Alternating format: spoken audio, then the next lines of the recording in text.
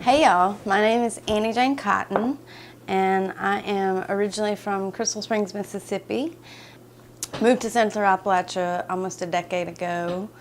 I think I've found more of a reflection of my own roots in this space.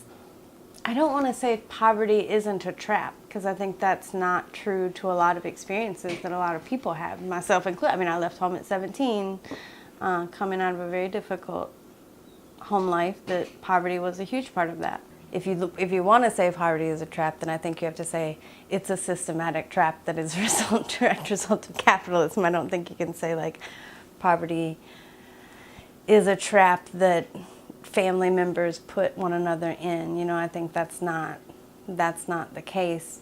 Families and communities that are cash poor are not necessarily not wealthy communities in terms of their interrelations, in terms of their relationship to the land, in terms of so many different resources that we just don't value in the same way that we talk about money. The more we raise awareness of and talk about what wealth is and what it's actually rooted in, and expand our definition of wealth beyond finances, the more we can do that, the more we are seeing people more in their full selves, and seeing communities more in their full selves, and recognizing and beginning to shift that culture a little bit that emphasizes financial wealth over other forms of wealth.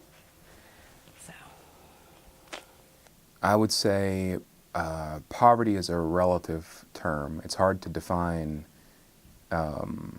as a universal. People that are in poverty would have less ability to access resources than the norm. One of the things I think about is whether or not, when you ask me the question, is whether or not I ever have not been in poverty, because I think my moral codes are built around poverty moral codes.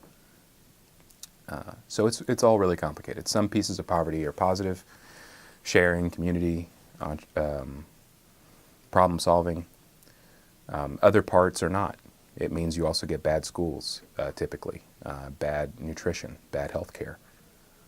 The world itself, human interactions, the bank, the post office, the shopping center are all traumatic experiences. Everything that tries to separate you from your money is traumatic. I think it has trap-like elements. I think that's why it's an appealing metaphor. But no, I don't think it's a trap, because I don't think there's a designer.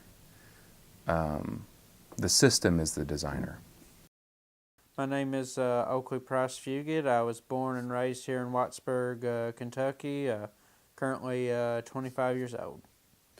So I'd say the parts that have been set for the poverty trap in the region is, the promise of fast and easy money.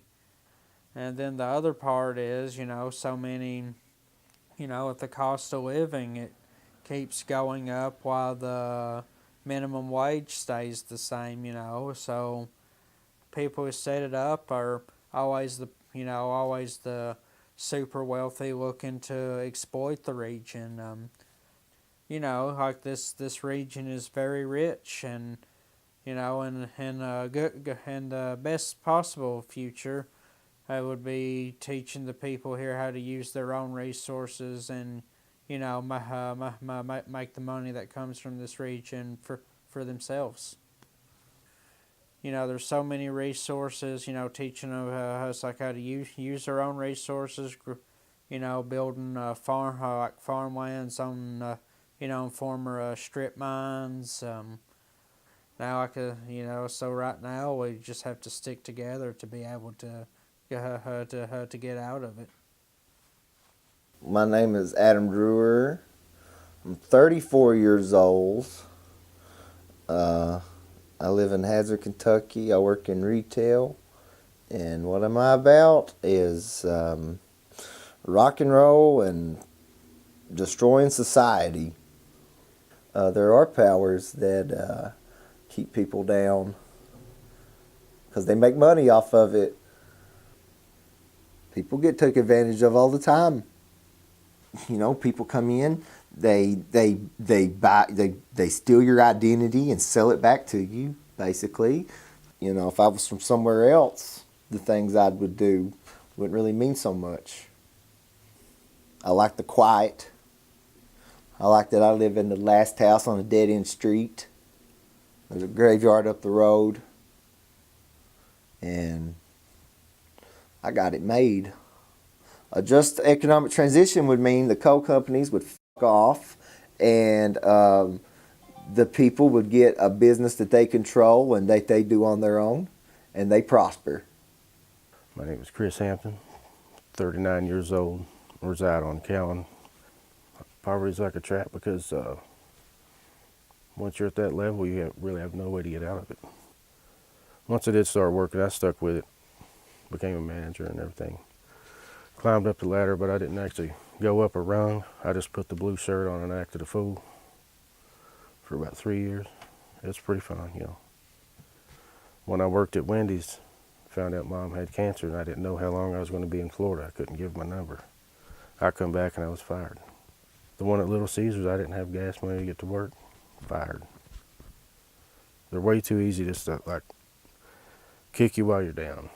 It just becomes monotonous, the same thing over and over. Can't get away from it. To me, where I'd want to go would be closer to my daughter. And there's more jobs there, it'd be perfect. You always hear people saying, I always come back to the mountains. And you get here and it's like, damn, ain't nothing changed. They put in a Taco Bell. Ain't gonna help nobody. That's fine, but what about it? Trying to have a little bit of something extra, little qualities in your life, like buy a Hot Wheel or something.